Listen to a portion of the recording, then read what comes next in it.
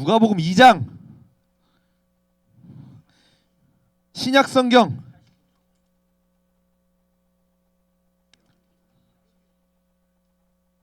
누가복음 2장. 뭐 다른 성경책이라고? 2장 11절부터 14절까지. 자, 우리 11절부터 14절까지 한 절씩 교독하겠습니다. 제가 먼저 11절 읽겠습니다. 오늘 다윗의 동네에 너희를 위하여 구주가 나셨으니 곧 그리스도 주시니라.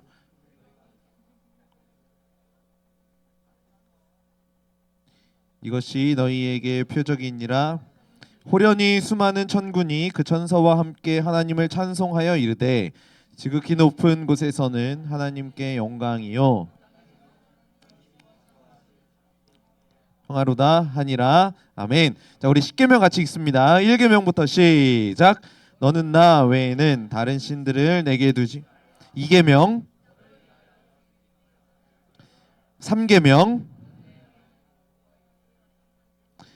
4계명, 5계명, 6계명, 7계명, 8계명, 9계명, 마지막 10계명. 아멘. 자, 우리 같이 오늘 이 말씀 가지고 하나님의 말씀을 나누었으면 좋겠습니다.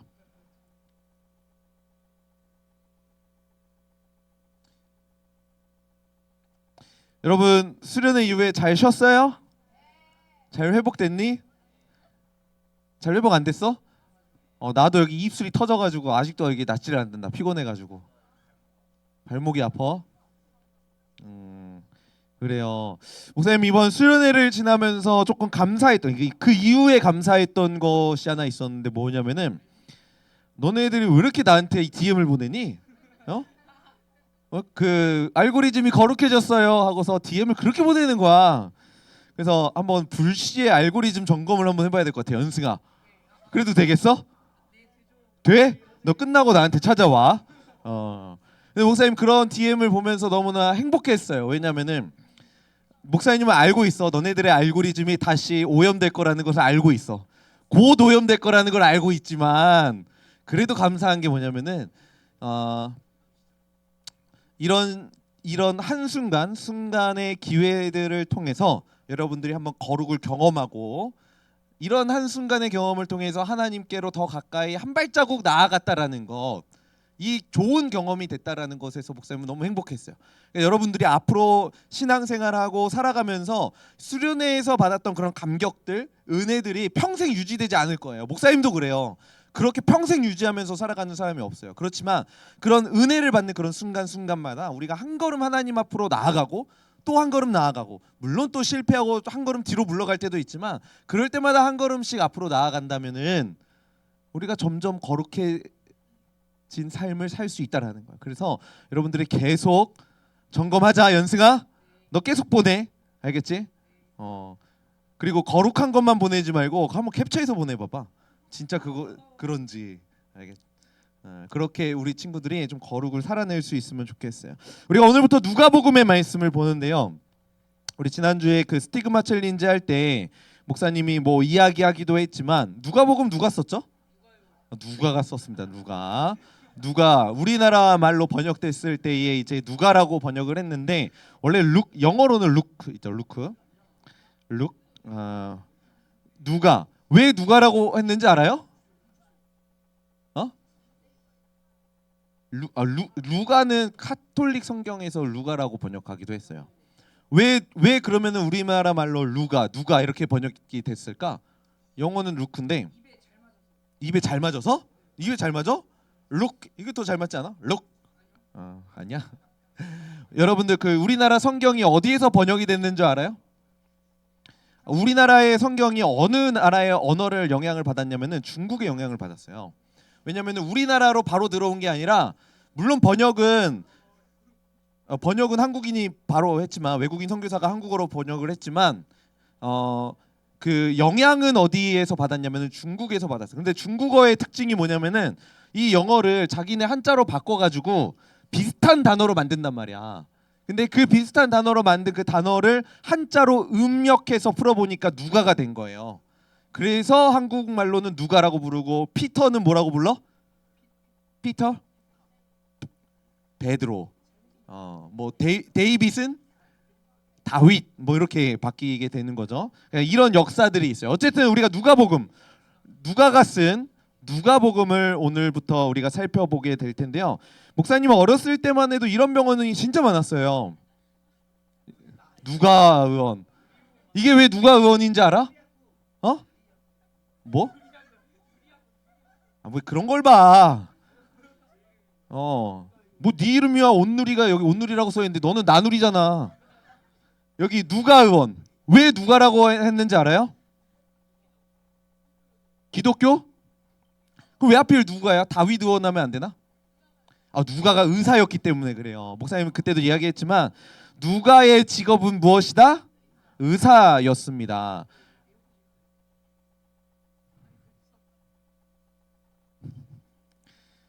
누가의 직업이 뭐라고? 연승아?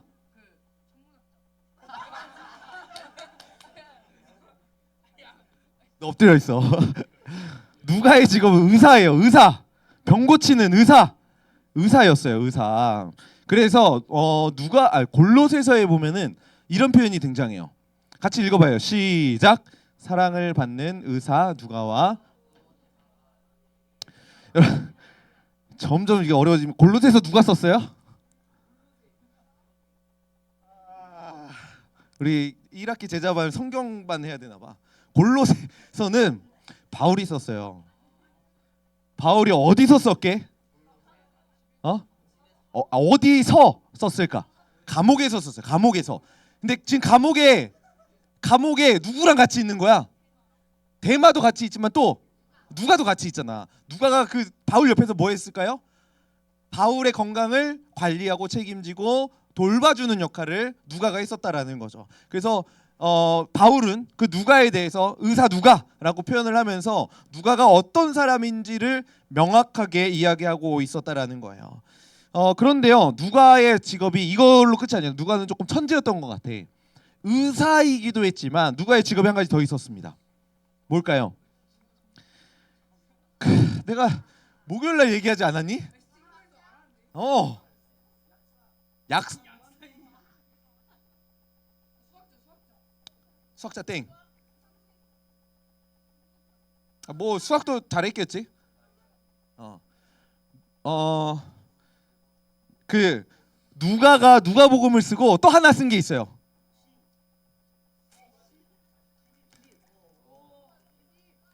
두 개. 땡. 누가가 누가복음 말고 하나 더 쓴 거. 땡. 요한일서 요한이 썼잖아. 땡. 시편은 구약이잖아. 마태, 마가, 누가, 요한, 사도, 고린도전, 로마서, 고린도전 뭐 썼을까요? 땡. 나누리 뭐 썼다고? 어디서 찾았어? 성경에서 찾았어? 찍었어? 누가가 뭘 썼다고? 연승아?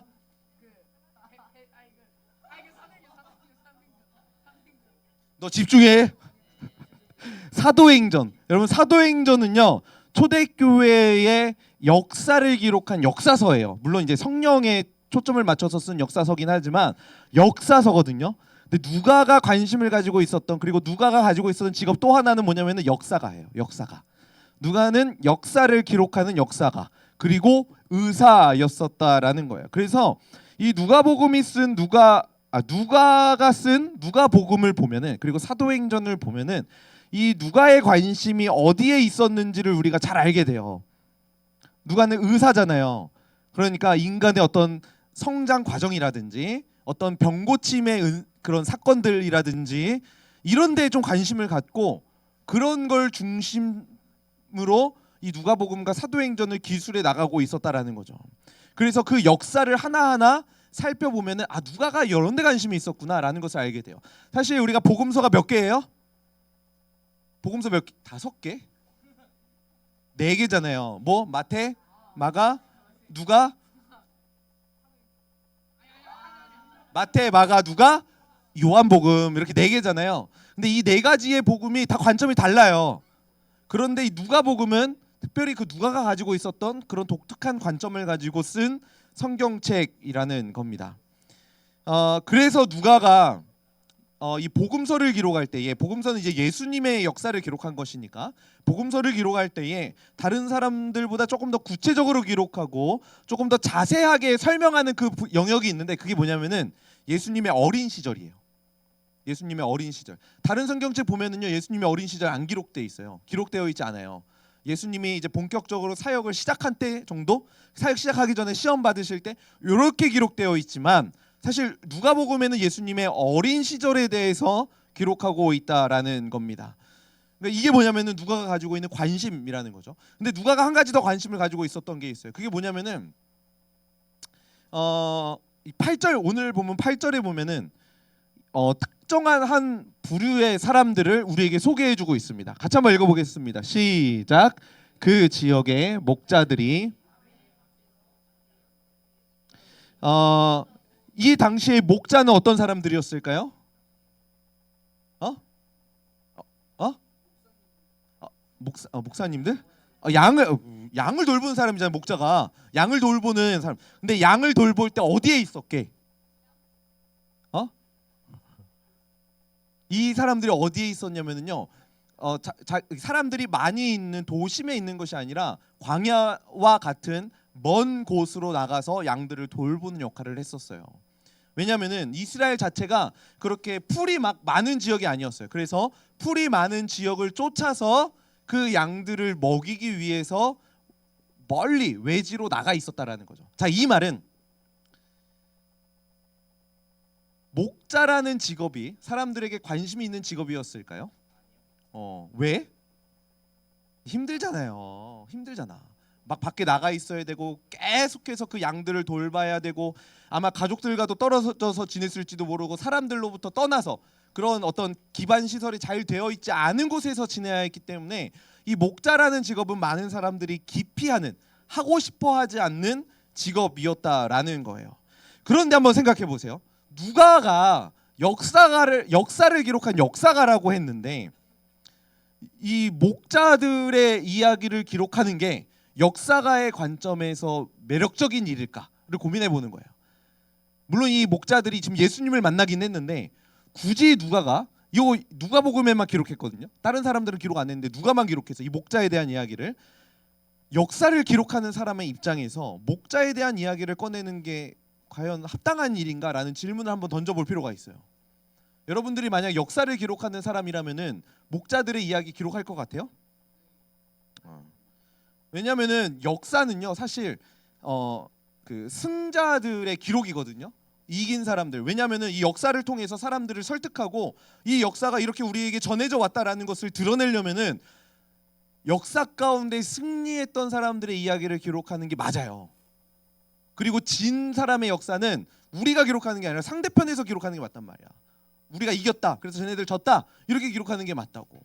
그런데 오늘 이 누가는 사람들이 가장 기피하고 관심을 가지지 않고 있었던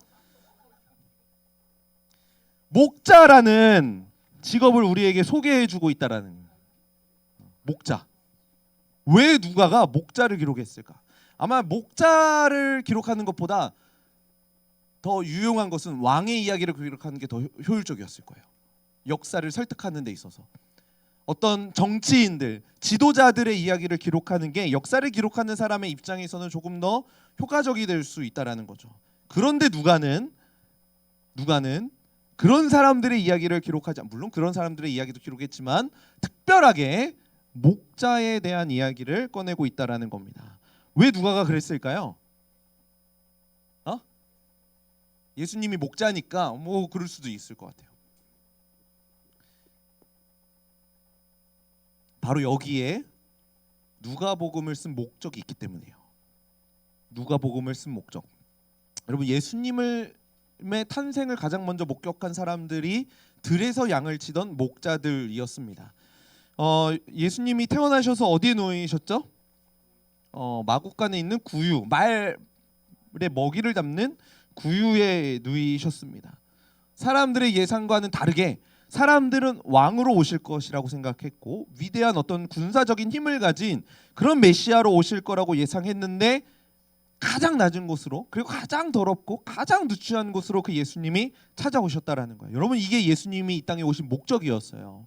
누가는 예수님이 이 땅에 오신 목적에 대해서 이야기하고 싶었기 때문에 역사가로서는 전혀 매력이 없고 역사를 기록하는 관점에서는 전혀 효과가 없는 그 목자들의 이야기를 기록하면서 예수님이 오신 목적에 대해서 이야기하고 있다라는 겁니다. 여러분 예수님은 소외받는 인간들을 위해 오셨어요. 연승이 믿어? 예수님은 관심받지 못하는 그 한 사람에게 관심을 주기 위해 찾아오셨습니다. 여러분 이 사실 믿어요? 우리 예수님이 이렇게 오셨기 때문에 이 목적을 가지고 특별히 누가가 목자를 우리에게 소개하고 있었다라는 거예요. 여러분 근데 원래요 이 당시의 분위기가 이렇지가 않았어요. 이 당시 사람들이 다 목자와 뭐 소외된 사람들, 가난한 사람들, 과부들 뭐 이런 사람, 고아들 이런 데 관심을 갖고 있지 않고요. 이 당시에도 그런 어떤 왕이라든지 사회적으로 영향력 있는 사람들에게 더 관심을 가졌단 말이에요. 목사님은 어떤 한 책의 일부를 가져왔는데요. 여러분 플라톤 알아요? 들어봤지? 플라톤. 뭐 수학자, 철학자 플라톤, 아리스토텔레스 들어봤어요? 어떤 사람이라고 알고 있어요?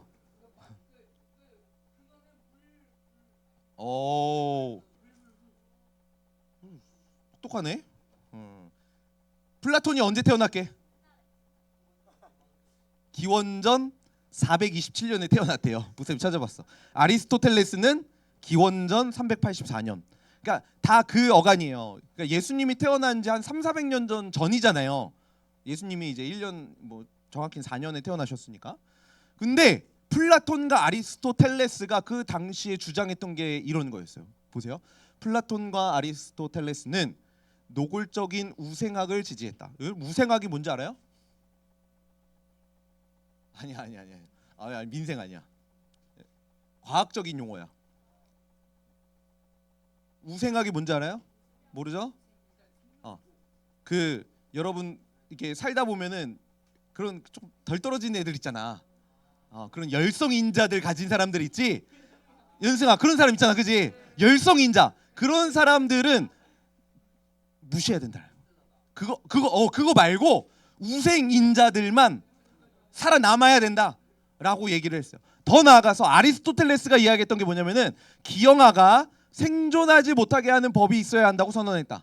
태어났는데 뭐 팔이 하나가 없어. 죽여야 돼. 그거를 법으로 만들자라고 이야기했다는 거예요. 누가? 아리스토텔레스가. 봐봐, 플라톤과 아리스토텔레스 이런 사람이었어요. 목사님이 이 사람들을 지적하기 위함이 아니라 이야기하고 싶은 게 뭐냐면 이 당시의 분위기가 이랬다라는 거예요. 어린아이, 미안한데 여자들 이 당시의 분위기가 그랬어요. 사람으로 취급하지 않았어요. 이런 분위기가 팽배한 시대 가운데 플라톤과 아리스토텔레스가 살고 있었고 그 당시의 분위기가 그랬다라는 거예요. 그리고 또 이렇게 얘기해요. 자, 목사님 너무 멋있는 말.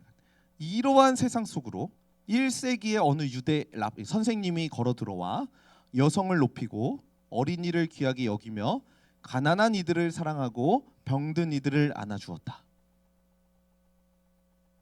초기 기독교는 인종과 민족의 경계를 넘어서고 자유인과 노예라는 이분법까지도 넘어서는 형제를 강조하여 새로운 도덕적 상상력을 불붙이는 불꽃이 되었다. 이게 무슨 말일까?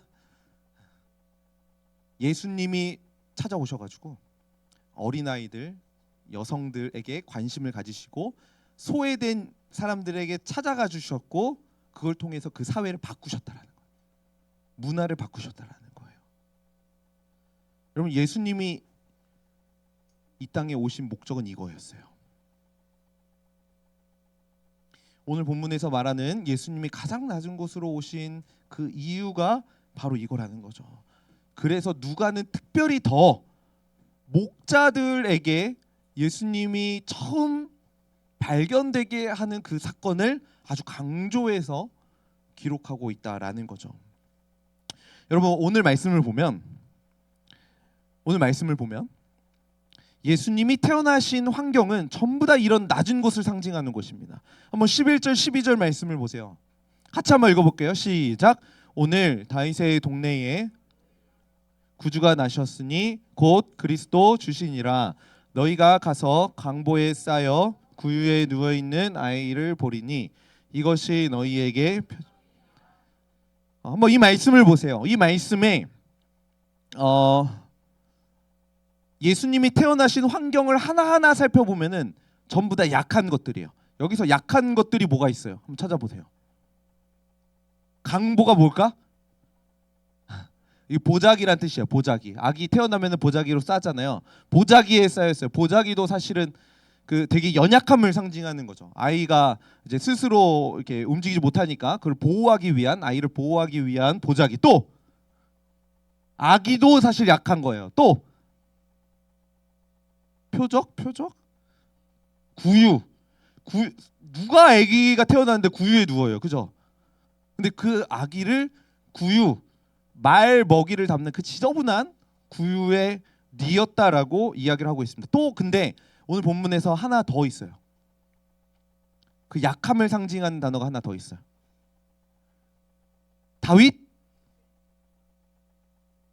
다윗의 동네가 약한 거예요. 왜 약한 줄 알아요? 다윗의 동네가 어디였을까요? 베들레헴이었어요. 베들레헴. 민영아 하나 먹어. 베들레헴이 왜 약하냐면은 그 미가서인가요 보면은요, 베들레헴아 너는 가장 유다 족속 중에 가장 작다라고 이야기해요. 가장 작은 동네에서 메시아가 태어날 줄은 그 당시의 문화로는 상상할 수가 없는 일이었어요. 그런데 오늘 본문에 한번 넘겨주세요. 다윗의 동네라는 표현을 통해서, 그리고 강보, 보자기에 그 아기를 쌓았다라는 이 표현을 통해서, 그리고 구유에 그 아기를 누웠다라는 그 표현을 통해서, 그리고 아기라는 이 표현을 통해서 예수님이 가장 낮은 모습으로 이 땅에 오셨음을 우리에게 알려주고 있다라는 거죠. 여러분, 아기 예수님이 태어나신 환경이 이랬습니다. 어디 좋은 인큐베이터, 좋은 산부인과, 좋은 의사들 옆에서 태어난 것이 아니라 마구간에서 구유에 아기의 모습으로 예수님이 이 땅 가운데 오셨다라는 거죠. 전부 다 약한 것들이었어요. 예수님이 오셨던 환경은 전부 다 약한 것들이었어요. 그런데 오늘 말씀의 제목이 뭐죠? 약한데 강해요. 강한 것들이 그 약함에 대한 반응으로 나타나요. 그 반응이 무엇인지 13절 14절 말씀 보겠습니다. 같이 읽습니다. 시작. 호련히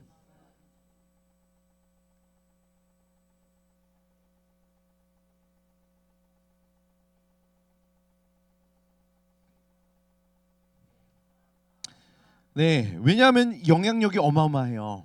예수님이 태어나신 것 정말 약하고 보잘것없었는데 그 예수님이 오셔서 나타나는 일은 어마어마하다라는 거예요. 마구간의 아기가 태어났을 뿐인데 누가 그 탄생을 축하하고 있죠? 별? 수많은 천군, 천사가 그 아기의 탄생을 축하하고 있어요. 그리고 그 천사가 선포하는 겁니다. 지극히 높은 곳에서는 하나님께 영광이요, 땅에서는 하나님이 기뻐하신 사람들 중에 평화로다. 천사가 노래하는 거예요.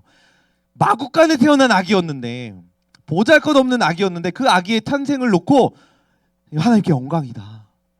그리고 이 아기를 통해서 하나님이 기뻐하신 모든 사람들 중에 진정한 평화가 임할 것이다라고 선포하고 있었다라는 거예요. 약하게 태어났지만 전혀 약하지 않은 강하신 그 예수님의 모습을 우리가 말씀을 통해 볼 수 있다라는 거죠. 여러분 기억하셔야 돼요. 여러분 한 사람 한 사람이 하나님이 기뻐하신 사람들 중에 한 사람이라는 것을 여러분들이 기억해야 합니다. 이 은혜는요 너무나 특별한 거예요. 그냥 옛다 받아라 이렇게 주어진 은혜가 아니라 하나님께서 계획하시고 예정하시고 창세전부터 펼쳐놓으신 그 계획 안에 여러분들이 포함되어서 여러분들을 하나님의 자녀로 부르시고 하나님 나라의 그 아름다운 영광을 맛볼 수 있게 여러분들을 부르셨다라는 거죠. 말씀 보세요. 우리가 이 말씀을 오해하는 경우들이 많아요. 위에는 뭐 지극히 높은 곳에서는 하나님께 영광이, 이거 다 아는데 땅에서는 사람들 중에 평화로다 이렇게 이해하는 사람들이 많은데 여러분 잘 봐야 돼요. 그냥 사람들이 아니에요. 어떤 사람들? 어떤 사람들? 하나님이 기뻐하신 사람들. 이 말은요, 하나님이 기뻐하지 않는 사람들도 있다라는 거예요. 그런데 우리는 어떤 사람들이냐면은 하나님이 기뻐하신 사람들 중에 한 사람이라. 스스로에게 가슴을 좀 얹어 보세요. 그리고 스스로에게 얘기하세요. 나는 하나님이 기뻐하신 사람들 중에 하나다. 여러분 그 사실 믿어요? 여러분들이 그런 사람이에요. 그 정도로 여러분들은 존귀하고 고귀한 사람들이라고요. 그래서 때로는 우리가 살다 보면은 약해질 때가 있어요. 그 약함이 우리에게 막 드러날 때가 있어요. 그래서 내 인생 막 실패한 것 같고 내 인생 보잘것없는 것 같고 그런 순간들이 우리에게 찾아올 수 있다고요. 그런데 여러분 기억해야 돼요. 예수님도 그런 모습으로 오셨어요. 그런데 그 예수님이 우리를 구원하시고 우리를 영원한 하나님의 나라로 초청해 주신다라는 그 사실을 여러분들이 기억할 수 있길 소원합니다. 여러분 그런 사람들입니다. 여러분 이 영화 본 사람 있어요? 이거 봤어? 본 사람 있어? 4등이라는 영화예요. 처음 들어봤어? 그렇게 막 유명한 영화는 아닌데요. 여기 영화에 나오는 이 친구가 수영을 이제 하는 수영 선수를 꿈꾸고 있는 유망주인데 대회만 나가면 4등을 해요. 맨날 4등해. 그래 엄마가 막 화딱지가 나는 거야. 너는 그거밖에 못하냐고. 그래서 막 엄마가 때리진 않는 것 같아. 엄마가 막 혼내고 너 그렇게 하면 막 자존심을 막 긁어. 그래가지고 어떻게 하냐면은 엄마가 막 수소문해가지고 정말 유능한 코치를 찾아요. 그래서 그 코치의 가르침을 받도록 이 아이를 보냅니다. 근데 그 코치가 뭐라 그러냐면 어머니 앞으로 수영장에 들어오지 마세요. 저한테 맡기세요. 하면서 그 코치의 그 가르침을 받고 대회에 나갔는데 몇 등 했게요? 미등? 몇 등? 2등 했어요. 2등. 0.02초 차인가? 로 2등을 했어요. 근데 엄마가 이제 기쁜 거야. 너무 기뻤어.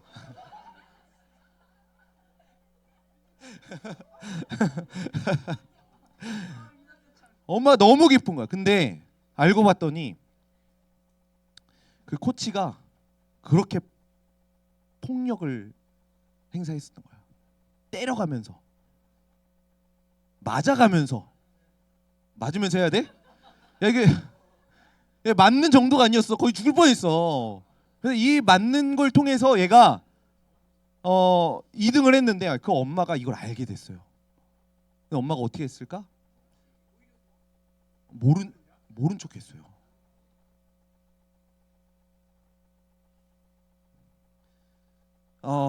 여러분 이게 맞는 것 같아요?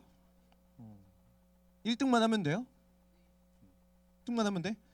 로아 너 이제 성경책 너 다 알 때까지 이제 때리면서 할까?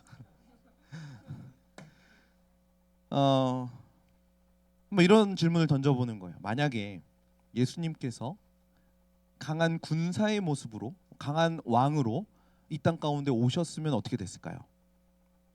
망해? 정말 왕으로 왔어. 왕으로 와가지고 그 당시 사람들이 꿈꾸고 소원했던 게 뭐냐면은 정말 위대한 왕이 저 로마 제국 좀 무찔러줬으면 좋겠다. 이게 많은 사람들의 꿈이었어요. 그래서 많은 사람들의 꿈처럼 그 예수님이 왕으로 오셨고 로마 제국을 무찌르셨다면은 이스라엘 백성들이 어땠을까요? 그렇죠. 행복했겠죠. 처음엔 행복했을 거예요. 야 진짜 우리가 꿈꾸던 메시아가 왔구나. 진짜 우리가 꿈꾸고 소망했었던 그런 강한 군사의 모습으로 그 메시아가 오셨구나. 처음엔 기뻤을 거예요. 그런데 그 무기가 나를 향해서 온다면 어떻게 될 것 같아요? 그랬을 거예요. 만약에 예수님이 왕으로 오셨다면. 그런데 우리 예수님 그런 모습으로 오시지 않았어요. 왜냐하면 그것으로 여러분들을 구원하고 싶지 않았기 때문이에요. 야 너 따라와. 야 성경책 누가복음도 몰라? 누가가 천문학자라고? 이 자식 이러면서 한다고 해보세요. 뭐 처음에는 할 수 있겠지만 반발심만 생길 거예요. 우리 예수님 그렇게 오시지 않았어요. 누가의 직업이 뭔지 몰라도 사랑하고, 예배 때 다른 이야기에도 축복하고 사랑하고, 내가 너를 사랑한다 내 사랑하는 아들아 내가 너를 구원하였도다, 이 마음을 가지고 우리 예수님이 찾아오셨다라는 거예요. 여러분들이 이러한 예수님을 마음속에 품었으면 좋겠어요. 그 예수님이요 여러분들에게 찾아가시는 예수님이에요. 여러분 살다 보면 인생이 실패할 때가 올 거예요. 어려울 때 올 거예요. 여러분 수련회 끝났죠? 수련회 받았던 그 감격 막 이렇게 막 불일 때 막 이렇게 올라올 때에 사탄이 여러분들 공격한다니까요. 가장 절망에 빠질 수 있도록. 근데 그럴 때에 여러분들이 기억해야 돼요. 나에게 찾아오신 예수님, 나에게 공감하기 위해 이 땅에 오신 예수님, 그 예수님을 기억할 때에 우리도 약하지만 우리도 강한 자가 될 수 있어요. 사진 하나 더 있나요? 내가 맞아서라도 1등만 하면 좋겠어? 세상은 여기에 침묵해요. 1등 하면 되지. 근데 안 그래요. 여러분들 4등해도 좋고요. 꼴등해도 괜찮아요. 여러분들의 존재 자체가 1등이거든. 왜 1등이에요? 예수님이 여러분들에게 찾아가 주셨기 때문에.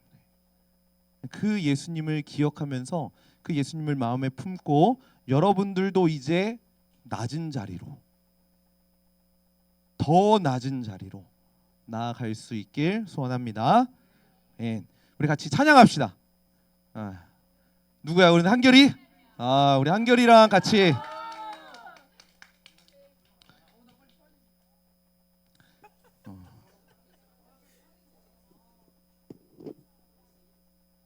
소명이 나와봐.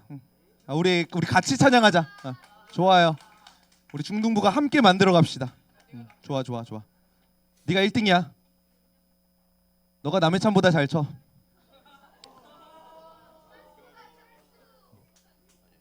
자, 우리 시간을 뚫고 같이 찬양합시다.